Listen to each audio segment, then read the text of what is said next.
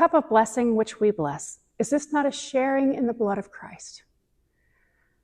The bread which we break, is this not a sharing in the body of Christ? Because there is one bread, we who are many are one body, for we all partake of one bread. When I was in seminary, I was a communion server for one of our chapel services, and I was given specific instructions that when people came through the line, I was supposed to give them the biggest chunk of bread that I could get in my hands and that they could hold. And the people were instructed to come through the line until they were full. This was a service about Thomas Sunday.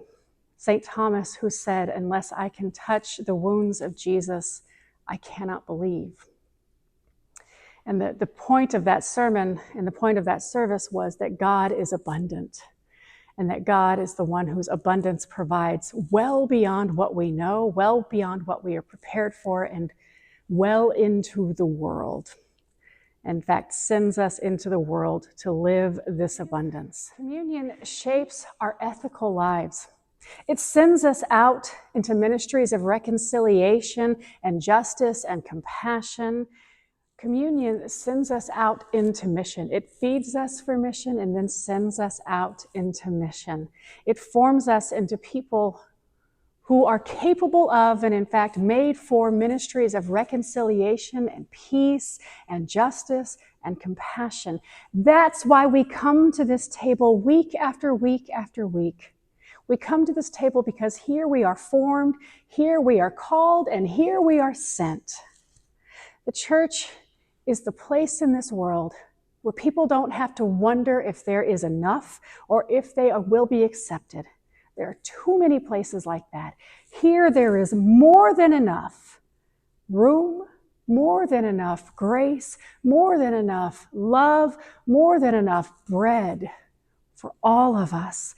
The table is a foretaste. It's an actual taste of God's kingdom.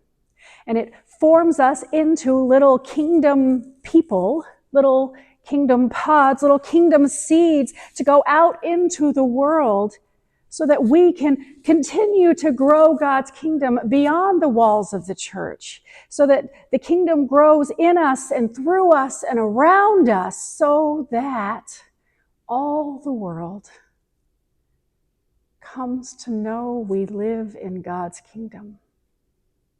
This table teaches us in another way as well. It's not a classroom, but an experience of transformation where we are always met with God's grace.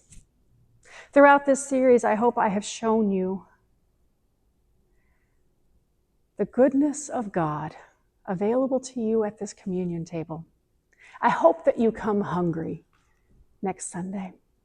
I hope that you come ready to meet Christ. I hope that you come ready to be made new, ready to be sent into the world.